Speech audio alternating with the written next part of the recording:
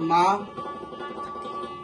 ओ मां मां अज तेरी याद विच फेर अख मेरी रोईए। दस तां सही तैनूं कित्थे जाके टोईए। मां अज तेरी याद विच फेर मेरी अख रोईए।